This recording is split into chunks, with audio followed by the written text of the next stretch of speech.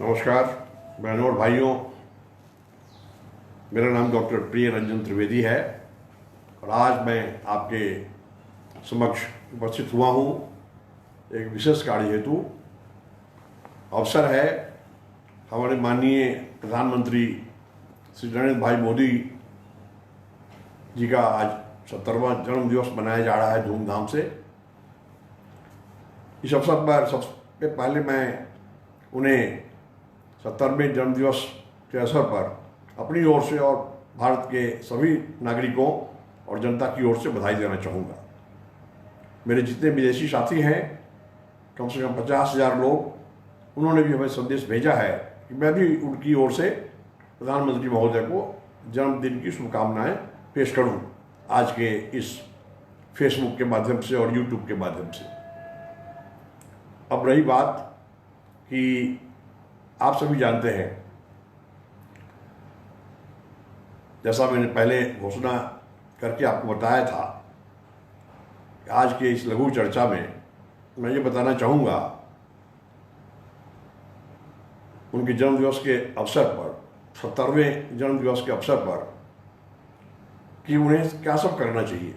कारण ये है कि हमारे जो माननीय प्रधानमंत्री जी हैं या राष्ट्रपति हैं या उपराष्ट्रपति हैं या जितने सांसद हैं, जितने मंत्रीगण हैं, जितने हमारे ब्यूरोक्रेट्स हैं, दिक्कत ये है इतने व्यस्त रहते हैं।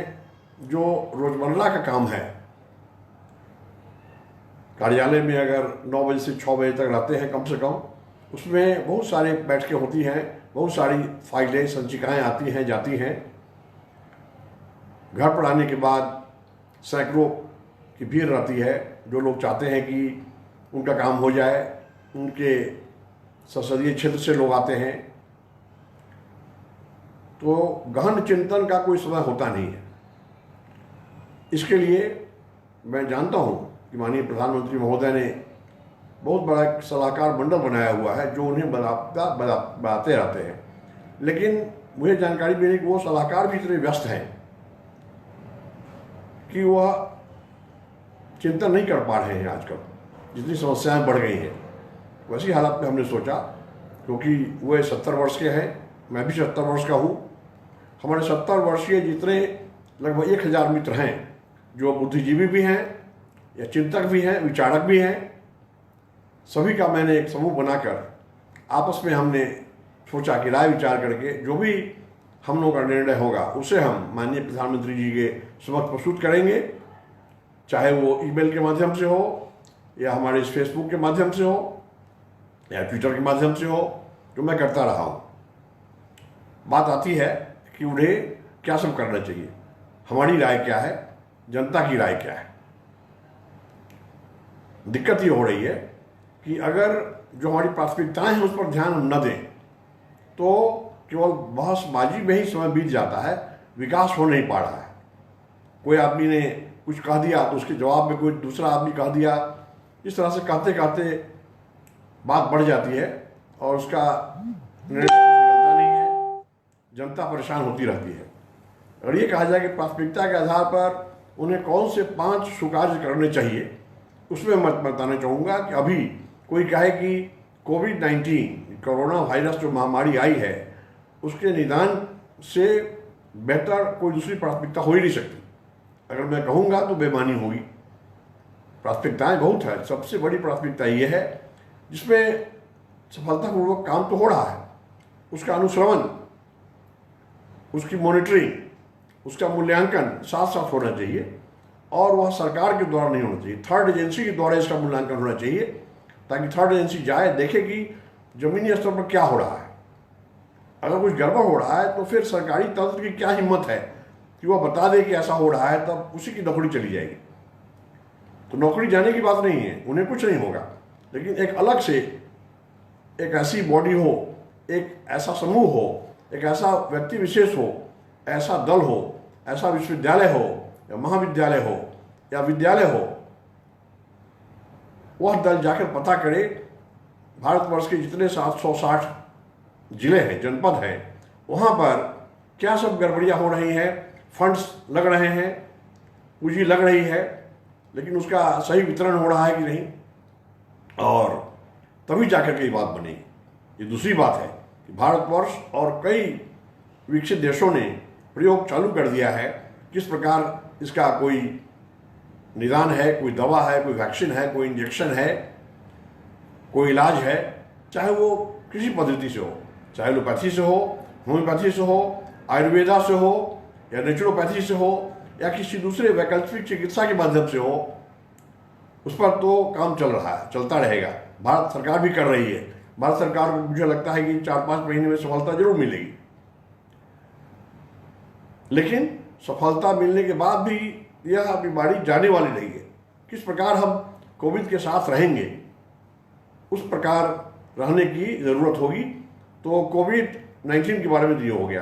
अब रही बात कि दूसरी समस्या क्या है, दूसरी प्राथमिकता क्या होगी माननीय प्रधानमंत्री श्री नरेंद्र भाई मोदी जी के लिए।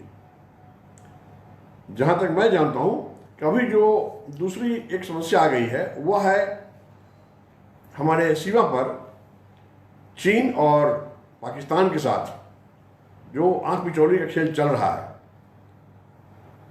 इस पर काबू कैसे पाया जाए। इसके लिए मैं समझता हूँ कि खुद ज़्यादा चिंता न करके वो हमारे जो डिफेंस मिनिस्ट्री हैं, हमारे जो चीफ ऑफ डिफेंस स्टाफ है, उनका जो समूह है, उन पर छोड़ दिया जाए और हमारे जो रक्षा सलाहकार हैं उन पर छोड़ दिया जाए, ताकि वो करते रहें। प्रधानमंत्री महोदय अन्य बातों की तरफ, विकासात्मक बातों की तरफ ध्यान दें। नहीं तो होगा क्या कि इसी पर ज़्यादा जोर देते देते लोग और गरीब होते जाएंगे, बेरोजगार होते जाएंगे, मरते जाएंगे, और जब चुनाव का समय आएगा तो जो विपक्षी दल है वो अभी कुछ इधर उधर की बात करेंगे, और उस बात को काटने के लिए जो भी रूलिंग पार्टी है, बीजेपी और एनडीए, इनके पास भी उस बात को काटने के लिए कुछ न कुछ बहाना रहेगा। इसी में बात खत्म हो जाएगी और हुआ कि साहब हमने कोविड-19 के लिए किया, डिफेंस मैनेजमेंट इस तरह किया। जनता को भला होगा कि नहीं देखना है। आप बड़े विद्वान हैं और कर्मठ हैं, मेहनती हैं। ऐसा प्रधानमंत्री मैंने देखा नहीं था जो 18 से 20 घंटा काम करते हो।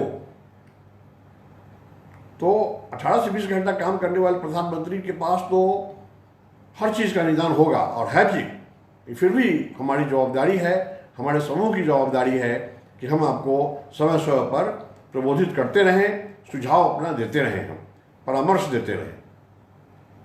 अब रही बात कि डिफेंस के बारे में मैंने बताया, प्रतिरक्षा कैसे होगी, उसके लिए हम डिफेंस के जो हमारे विद्वान हैं, जो हमारे कर्ता धर्ता हैं, उन पर छोड़ दिया जाए। वो असली निर्णय लेंगे, क्योंकि यह रोज की बात है, रोजमर्रा की बात हो गई है।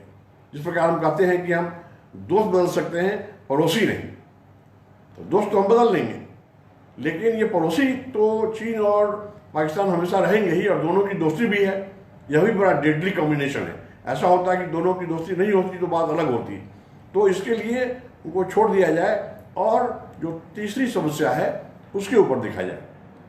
आप जानते हैं कि बेरोजगारी चरम सीमा पर है। ऐसा नहीं कि कोविड-19 कोरोना वायरस आने के बाद हुआ, महामारी के बाद हुआ, पहले भी जितना था उससे आप कह सकते हैं 1.5 गुना बढ़ गया। अगर मान लीजिए कि 40 करोड़ लोग बेरोजगार पहले थे, अब 60 करोड़ के लगभग हो गए। उसमें बूढ़े भी शामिल हैं, जो रिटायर्ड हैं, बेरोजगार हैं, तो मैं कहूँगा बेरोजगार हैं। जो लोग से 18 से लेकर के और 30 साल के बीच हैं वो भी बेरोजगार हैं, पहले भी थे। उनके लिए क्या करना पड़ेगा? बेरोजगारी दूर करना अत्यावश्यक है। वो कैसे होगा? कोविड-19 के पहले तो जो सुझाव था वो एक अलग था। अभी देखना है कि उस पर समय व्यतीत न करते हुए हम ये सोचें कि आगे हमें क्या करना है, कैसे हम इस महामारी के बावजूद हम आगे कुछ काम कर सकें। तो महामारी के साथ कैसे चलना है, उसमें हमें देखना पड़ेगा कि बेरोजगारी दूर कैसे किया जाता है। अभी जो हम कहें कि क्या करना चाहिए, तो मैं समझता हूं कि हम लोगों की ओर से सुझाव यह है कि आपने कहा है कि चीन के जो भी उत्पाद आ रहे हैं उसे हम तिरस्कार देंगे। जनता ने भी आपको प्रशंसित किया है, आपकी इस सोच को, और हर जगह पुतला जलाया जा रहा है, कपड़े जलाए जा रहे हैं, इलेक्ट्रॉनिक उपकरण जलाए जा रहे हैं, फटाके फेंके जा रहे हैं, मूर्तियाँ जो आती हैं उसको भी हटा दिया गया है। तो अब देखना है कि इससे फ़ायदा क्या होगा। फ़ायदा बड़ा होगा अगर जितने उद्योग वहाँ पर हैं, चाहे उसके इन्वेस्टर अमेरिका के हों, इंग्लैंड के हों, जापान के हों, साउथ कोरिया के हों, जर्मनी के हों, या फिर फ्रांस के हों, इटली के हों, कहीं के हों, कनाडा के हों, ऑस्ट्रेलिया के हों, न्यूजीलैंड के हों, इन सब लोगों को हमें आमंत्रित करना पड़ेगा कि आप आएँ।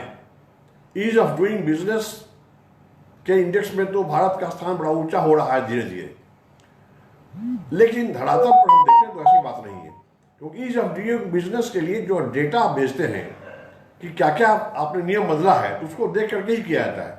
ईज ऑफ डूइंग बिजनेस के लिए ऐसा नहीं कोई दल आएगा, समीक्षक दल, और जा करके मंत्रालय में देखेगा कितना समय लगता है उद्योग खोलने में, ऐसा नहीं होता है। डेटा मैनेजमेंट एक अलग है, लेकिन धरातल पर क्या काम होना चाहिए उसमें देखना पड़ेगा आपको, माननीय प्रधानमंत्री जी, कि अगर चाहते हैं कि भारत के उद्योगपति और विदेशों के उद्योगपति 1 साल या 2 साल में, 2 साल बहुत हुआ कोई कारखाना खोलने के लिए, 3 साल मान लीजिए, अगर इसको चरणबद्ध तरीके से करना है तो कालबद्ध योजना के अंतर्गत 3 वर्षों में हम सारे उद्योगों को खुलवाएं। कैसे खुलवाएं? जैसे ही पता चले, विज्ञापन होना चाहिए। बजाबता जितने उद्योगपति हैं, अगर मान लीजिए कि 10,000 1 to 10,000 जो सबसे बड़े उद्योगपति हैं, चाहे उसमें सरकार का पब्लिक सेक्टर हो, किसी विदेशी सरकार का पब्लिक सेक्टर हो, प्राइवेट सेक्टर हो, सबको ईमेल करिए, बार बार उनको हर हफ्ते उन्हें आमंत्रित किया जाए, खदेड़ा जाए, उन्हें जागृत किया जाए। आपकी भूमिका उत्प्रेरक की होनी चाहिए, कैटलिस्ट की होनी चाहिए, न कि रेगुलेटर की। देखना वही है। होता यह है कि रेगुलेटर की भूमिका क्या होगी, उसमें लोग व्यस्त रहते हैं। दूसरा है कि प्रमोशनल रोल क्या है, प्लानिंग रोल क्या है, इसी से हम व्यस्त रहते हैं। एंटरप्रेन्योरियल रोल क्या है, मुझे कहना है उस सबको ताक पे रख के अभी आप ये देखें कि किस प्रकार यह संभव हो सके कि उनको बुलाया जाए किसी तरह से। आने के बाद ऐसा नहीं कि होटल में रुक गए तो कल होगी जाएंगे, अपॉइंटमेंट मांगेंगे, 10 दिन तक नहीं मिलेगा। अभी तो कोई छोटे मोटे अफसर से मिलेगा, वैसा नहीं। उसके लिए तो नोडल अफसर जो हो, कोई ब्यूरोक्रेट हो, जो डिसीजन मेकर हो, नीति निर्धारक हो, जिसके कलम से सीधा स्वीकृति मिल जाए, उनको बुलाया जाए। पता चले कि वो आए हुए हैं, तो वो जो नीति निर्धारक हैं अपने दल के साथ सीधा उस होटल में पहुंचे, न कि उनको बुलाएं, फिर उनके गले से गले मिल करके या प्रणाम करके। अब कोविड-19 के चलते अब गला से गला नहीं मिला जाएगा, पहले भी प्रधानमंत्री महोदय मिलते थे, हम लोग भी मिलते थे, अब तो है कि बस प्रणाम दूर से करिए। विदेश में भी ऐसा हो रहा है। तो हमें देखना ये पड़ेगा हमें कि कैसे हम आगे बढ़ सकते हैं। और एक समय आएगा कि हम सभी अपना काम कर पाएंगे और हमारा जो दायित्व होगा उससे उद्योग खुलेगा। भारत सरकार, राज्य सरकार अपने नियम को शिथिल करते हुए अपवाद के रूप में उन सभी उद्योगपतियों को आमंत्रित करेगी और उनको स्वीकृति प्रदान करेगी। ये तो हो गई बात आपके उद्योग खोलने की बात। अब है कि उद्योग तो खुल गया और हमें चाहिए कम से कम 5-5 हज़ार लोग चाहिए, जनशक्ति हमारे पास है नहीं, क्योंकि टेक्नोलॉजी उनकी नहीं होगी। टेक्नोलॉजी नहीं है तो उसके लिए हम उनको प्रशिक्षण भी देंगे। अपने जो युवा युवती हमारे हैं उनको हम प्रशिक्षित करेंगे दोबारा। मैं जानता हूं प्रधानमंत्री जी की बड़ी रुचि है कौशल विकास में, स्किल डेवलपमेंट में। वो चाहते हैं कि जितना काम हो सके उतना अच्छा है। तो स्किल डेवलपमेंट के लिए, कौशल विकास के लिए हमें यह देखना पड़ेगा कि उन उद्योगों के खोलने के आलोक में किस प्रकार का कौशल चाहिए, वो देखना पड़ेगा। ये नहीं कि जमाने से आज से 70 साल पहले जो ITI खोले, पॉलिटेक्निक खोले, उसमें 3 साल समय बर्बाद करके आप उनको डिप्लोमा दे देते हैं, 4 साल के बाद उनको बीटेक की डिग्री देते हैं, उसके 1 साल 2 साल के बाद एमटेक देते हैं। कुछ नहीं होगा। काम के लायक देखना पड़ेगा कि एमटेक आप दीजिए, लेकिन ऐसी चीज़ दीजिए जो जैसे ही जब कोई पास करता है तो एम्प्लॉयर कहे कि नहीं आपको हम रखेंगे तो हम रखेंगे। एक जो भी वहाँ से विद्यार्थी निकला है, लड़का या लड़की, उसके पास कम से कम 10-15 वैकल्पिक रोजगार मिले। भाई ये सोचेगा आपने कि मैं यहाँ जाऊँ कि वहाँ जाऊँ, मेरी रुचि किस ऑटोमोबाइल में है, टूरिज्म में है, फार्मास्यूटिकल में है, सीमेंट में है, लेदर में है, पेट्रोकेमिकल्स में है, लेदर में, ये पेपर इंडस्ट्री में है, किस जिसमें भी हो, इलेक्ट्रॉनिक्स इंडस्ट्री में है, कंप्यूटर में है, या बिल्डिंग में है, या कंस्ट्रक्शन में है।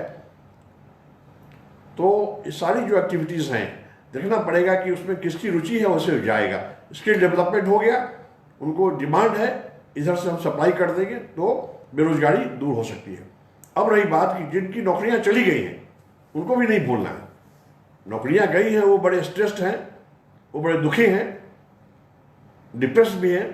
उनके लिए हमें यह सोचना पड़ेगा किस प्रकार हम उनको चाहे तो पुनर्प्रशिक्षण दे करके, वो रोजगार नहीं भी है तो किसी और जगह काम करें अनुभव के आधार पर, या नहीं तो सबसे अच्छा है कि उद्यमी बन जाए, क्योंकि वो बड़े सशक्त हैं, अनुभवी हैं। उनको कहा जाए कि मनोवृत्ति शुद्ध करिए, रोजगार याचक रहे हैं आप पिछले 10 साल, 20 साल, 25 साल से, 5 साल से, अभी आप रोजगार सृजक बनिए। रोजगार याचक थे, रोजगार सृजक बनिए। रोजगार सृजक बनिएगा तो फायदा ज़्यादा होगा। तो उनसे भी बड़े बड़े उद्योग खुलेंगे, उसमें एंसेलरी इंडस्ट्री, छोटी छोटी इंडस्ट्री सप्लाई करने वाली खुलनी चाहिए। सारा चीज़ वो नहीं बनाएंगे, कोई भी उद्योगपति नहीं बनाता है। तो ऐसे कम से कम 10-15 लाख छोटे छोटे उद्योग होंगे। उसके उद्यमी तो भारत से ही आएंगे, बाहर से छोटा उद्योग खोलने कोई आएगा नहीं, तो उनको भी प्रशिक्षित करना है। तो ये बात हो गई। अब देखना है कि इसके लिए हमें तैयारी कैसे करनी है। सबसे बड़ी बात है, आप बधाई के पात्र हैं माननीय प्रधानमंत्री जी, आपने सोचा, कई वर्षों से जो लंबित था ये नई शिक्षा नीति, डॉक्टर कस्तूरी रंगन के अध्यक्षता में आपने समिति बनाई और कई बार उसकी बैठकें हुई, बहुत सारे सुझाव उनको दिए गए, और अभी जो नीति बनी है वह सर्वोत्तम है, उसके बारे में कुछ कहना नहीं है। लेकिन मुझे डर है कि जो नीति है उसका कार्यान्वयन कभी नहीं होगा। जो हमारी रेगुलेटरी बॉडीज हैं वो बात को समझने के तैयार नहीं है। उसमें कुछ लोग बेईमान हैं, कुछ लोग अनपढ़ हैं, वो लोग जानते नहीं हैं, they are not educated on these points. उनके पास PhD होगी, डबल PhD होगी, लेकिन इन बातों के बारे में उनको अनुभव नहीं है। तो देखना पड़ेगा कि किस प्रकार हम उसको अमल में ला सकें। उदाहरण के लिए सैकड़ों उदाहरण है, इस पर मैं नहीं जाना चाहूँगा आज इस अवसर पर, जब हम प्रधानमंत्री जी को बधाई दे रहे हैं, तो कोई उलाहना की बात नहीं है। मैं बताता हूँ कि उसमें ये दिक्कत हो सकती है। तो रही बात कि नई शिक्षा नीति में हमें जैसे ऑनलाइन एजुकेशन की बात है, पूरे भारतवर्ष में ऑनलाइन चलाने की बात है, उसके लिए सेकेंडरी बोर्ड्स को ऑनलाइन चलाना चाहिए, सारे विश्वविद्यालयों को चलाना चाहिए। अभी अगर UGC के पास केवल 900 या 1000 विश्वविद्यालयों की सूची है, वो इसलिए है कि वो इंस्टीट्यूट ऑफ नेशनल इंपॉर्टेंस को अलग कैटेगरी में डालते हैं। मैं तो सबको एक साथ मानता हूँ। कन्फेडरेशन ऑफ इंडियन यूनिवर्सिटीज़ के अंतर्गत हम लोगों ने एक ऐसी निर्देशिका बनाई है जिसमें 1200 से भी ज़्यादा विश्वविद्यालयों का नाम है। उसमें सेंट्रल यूनिवर्सिटी भी है, स्टेट यूनिवर्सिटी भी है, प्राइवेट यूनिवर्सिटी भी है, डीम्ड यूनिवर्सिटी भी है, और साथ साथ उसमें इंस्टीट्यूट्स ऑफ नेशनल इंपॉर्टेंस, जैसे IIT हुआ, इस तरह के कम से कम 70-80 इंस्टीट्यूट्स ऑफ नेशनल इंपॉर्टेंस हैं, उनका भी समावेश करते हुए हमें देखना है कि सारे लोग ऑनलाइन वर्चुअल एजुकेशन चालू कर दें ताकि कोई दिक्कत ना हो। अभी कोविड-19 का वातावरण है उसमें भी, और उसके बाद तो और भी जरूरी है। जब क्लास में पढ़ाई होगी, लड़के देखेंगे कि अरे हमें तो आदत थी ऑनलाइन पढ़ने की, अब तो मैं कुछ समझ नहीं रहा हूँ, क्योंकि क्लास में जो पढ़ाई होती है उसके लिए भगवान मालिक है, उसके लिए चर्चा करना नहीं है। विदेश के लोग भी देख रहे हैं, तो मैं ऐसा नहीं चाहूँगा कि इस तरह की बात हो। लेकिन देखना पड़ेगा कि किस प्रकार हम ऑनलाइन एजुकेशन को बढ़ावा दें, और बाकी जो बातें कही हैं प्राथमिक शिक्षा के बारे में, या माध्यमिक शिक्षा के बारे में, या कॉलेज के बारे में, हायर एजुकेशन हुआ, टर्सरी एजुकेशन हुआ, या जितने और तरह के वोकेशनल एजुकेशन है, टेक्निकल एजुकेशन है, एम्प्लॉयमेंट सेंट्रिक एजुकेशन है, इथिकल एजुकेशन है, मॉरल एजुकेशन है, सब की बात कही गई है। और मैं समझता हूँ कि इस पर अमल करना जरूरी है। ये तो बात हो गई हमारी ये शिक्षा नीति की। तो 4 तो मैंने कह दिया, 5 ही समस्याओं और उसकी प्राथमिकता पर मैं बताना चाहूँगा। बाकी काम तो होता रहेगा, सड़कें बनती हैं, कॉलेज स्कूल ज़्यादा खुल रहे हैं, गंगा की सफाई हो रही है, स्वच्छ भारत अभियान हो रही है, ये सब रोजमर्रा की जिंदगी है। प्राथमिकता के आधार पर अभी मैं समझता हूँ एक महत्वपूर्ण बात है जिसको कह के मैं अपनी वाणी को विराम दूंगा, वह है रिलीजियस इंटॉलरेंस। धार्मिक इंटॉलरेंस का मतलब हुआ कि असहिष्णुता। आप अगर टॉलरेंट हैं तो सहिष्णु हैं, इनटॉलरेंट हैं तो आप असहिष्णु हैं। तो सहिष्णुता के बारे में हमें पूर्ण ज्ञान होना चाहिए। और धार्मिक उन्माद और धार्मिक असहिष्णुता एक बहुत बड़ा अभिशाप है। किसी भी धर्म के लोग, धर्म विशेष के लोग, वो अपने धर्म को अपने घर के अंदर सीमित रखें। हम विकासात्मक कार्यक्रमों की चर्चा करें और हम ये न सोचें कि हमारा ही धर्म चले। बहुत सारे वीडियो हम देखते हैं किसी खास धर्म के लोग जो बराबर प्रबोधित करते हैं, जो भी वहाँ श्रोताएं हैं उनको, कि आप हमारे धर्म को मानिए, इतना फ़ायदा है। और मैंने देखा है कम से कम 6-7 धर्मों पर दर्जनों फिल्म हमने देखी है और वीडियो देखा है, यूट्यूब पर है, हर जगह है। मैं समझता हूँ इस तरह से नहीं करना चाहिए, अपना समय जाया कर रहे हैं। जो आपके फॉलोअर्स हैं, जो आपके अनुयायी हैं, उनको ही आप प्रबोधित करें, उनको शिक्षित करें, प्रशिक्षित करें किस प्रकार वो अच्छे नागरिक बन सकते हैं, अच्छे समाजसेवी हो सकते हैं, देश राष्ट्र निर्माण में उनकी भूमिका क्या होगी। यह हमारे राजनेताओं का भी काम है और हमारे धार्मिक जो पंडित हैं उनका भी ये काम है। तो रिलीजियस इंटॉलरेंस छुटकारा पाना पड़ेगा। इसके लिए जितना काम हो सके, प्रधानमंत्री महोदय विद्वान हैं, कैसे करेंगे वो जानते हैं। मैं भी कह सकता हूँ, समय की कमी है। मैं क्योंकि अभी हिंदी में बोल रहा था और आपको मैं ये बता दूं जाने के पहले कि हमारे जितने फेसबुक के मित्र हैं उसमें 1/3 तो उत्तर भारत के हैं।